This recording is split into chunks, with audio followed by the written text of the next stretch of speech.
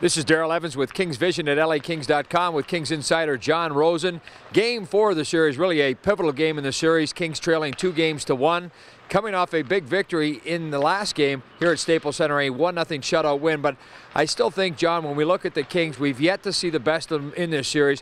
In particular, here at Staples Center, I expect them to be a lot more aggressive than they were in Game 3. They came out, they had a solid start, a lot of hits in the first period, but not necessarily the control that I expected. No, it was a better start, but then over the final 40 minutes, the St. Louis Blues somewhat, were able to get in there and show their will on that game. When you look at the series so far, the Kings have really had probably 3.5 strong periods. You look at both the first and second period from Game 2, the first period from Game 3 perhaps, and of course the overtime period in which they were unfortunate to give up that game-winning goal. Those were the Kings' best periods of this series. So what they're going to be looking to do here this evening, going out, getting that first hit, getting that first shot on goal, getting traffic in front, getting second and third opportunities there on Brian Elliott, who's been very strong so far. And I think, again, the first goal becomes so important in this game and in the series. Another area I think the Kings really have to look to improve upon is the power play. Just 1 for 10 so far in the series, but it's not necessarily how many power play goals that you get, it's the timing of them. The other night in Game 3 of the series, the Kings had an opportunity, a 2-man advantage for 39 seconds. They had 3 consecutive power plays and were unable to do anything with it. And that was an unfortunate thing. I think that allowed St. Louis to build momentum. Momentum, I think, tonight will be a huge part of this game. It could be a swinging factor, and I think it's something that the Kings not only have to establish early, but find a way to maintain over 3 periods. Well, special teams always important in the playoffs. And if you want a statistic other than save percentage, other than goals against average or shutouts, that indicates how strong the goaltending has been in this series, look at what the two teams have done while on the power play. LA and St. Louis, a combined 2 for 23 on the power play in this series.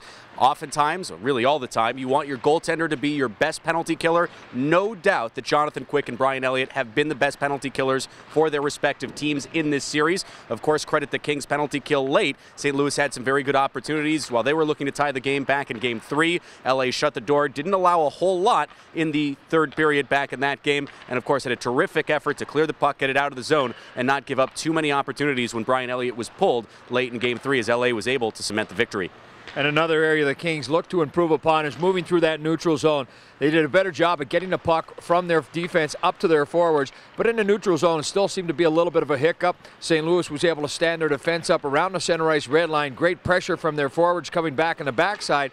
That led to turnovers, transition coming back, which put the Kings in the defensive zone for a lot more time than they would like to have spent. So I think moving through that neutral zone tonight is going to be a real big part of this hockey game, whether it means carrying the puck and getting it into the offensive zone or dumping it in, putting it into a soft area. And I think that's where the Kings have had a lot of success in the past, not necessarily in this series, but when they get the puck to a soft area, they get in there, the first guy makes contact, second guy's in a good position to be able to retrieve that puck. That allows the Kings to be able to establish their cycle. Absolutely. The cycle, the dump and chase, these are things that the Kings can actually benefit from. The Kings, obviously, when you look at some of their depth lines too, the way that you'd like to see, obviously, Jarrett Stoll play, perhaps even, some of the other players on that third, fourth line, Colin Fraser, these are guys that go in there, they get the puck deep, they make those hits, they forecheck. These are two very good forechecking teams, and these are two teams with defensively attuned forwards. So when you talk about the Kings trying to really get that play going through the neutral zone with some speed,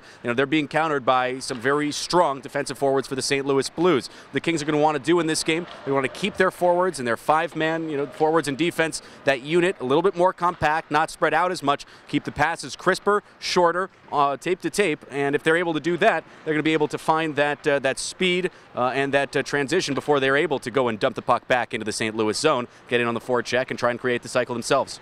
I think when you look at what the Kings established in Game 3, gaining the victory, they now have a little bit of confidence, and I think it's a first step into getting in the heads of the St. Louis Blues again. Again, prior to this playoff series, the Kings had won 8 straight games against the Blues, including a sweep last year in the playoffs.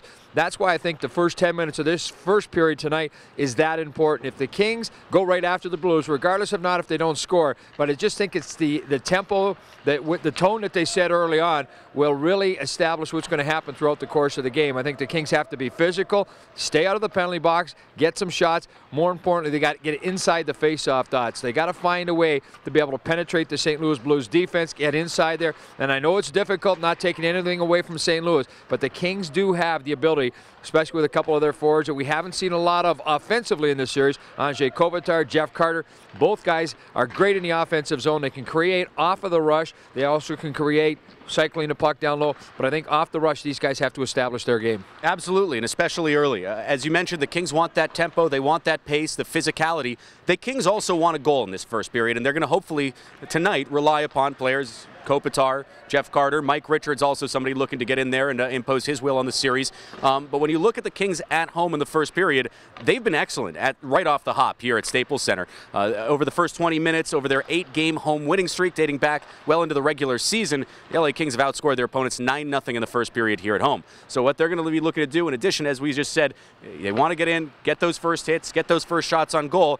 If they're able to take a 1-0 lead, we saw them do it early against teams like Colorado, against Minnesota, against Columbus, against San Jose. If they're able to do that, then they're going to be able to really play from the lead, play with a lot more confidence, perhaps even get St. Louis thinking a little bit too.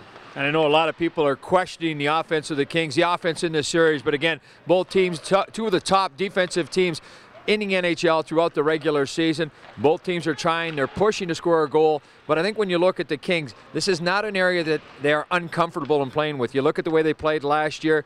Jonathan Quick, outstanding in goal all year. There wasn't a lot of offense in there. And the Kings, the backbone of this team the last couple of years has been the defense. So that's what they're going to rely upon again tonight. But the more goals they can score, the easier it'll be on the defensive part of their game. Absolutely. It'll take a little bit off the pressure. You know, we want to be able to see Jonathan Quick playing with the lead as he did for much of last game as well. So you don't have those, tense moments coming back into the LA zone. Likewise for St. Louis as well. They're also looking for the exact same thing too. But when you look at this Kings and defensively, that's really been, as you mentioned, the MO of this team over the last several years. It was really a tenet that was started, of course, with Terry Murray when he really established that defensive base. Being able to get that strong penalty killing. It has been heightened here by Daryl Sutter. Really one of the more impressive coaching stories of this 2012-13 season is the fact that without Matt Green and without Willie Mitchell, this Kings team, they're using players like Keaton Ellerby, they're using players like Jake Muzzin. These guys are coming in, being able to provide quality minutes. Robin Regeer coming in late. And even though these guys were shorthanded for much of the season, they've grown into their minutes. There have been a few hiccups here in the playoff series, but really through the regular season and looking in this series as well, as strong as the defense have been, this is a Kings team. Numbers, the shots against, all very impressive. Well, when the season began back in late January here at Staples Center, the Kings record this year, 20 wins, 4 losses, 1 overtime or shootout loss. They're going to look to even the series at 2 as the series will move back to St. Louis on Wednesday. For Daryl Evans and John Rosen, this is Kings Vision at LAKings.com.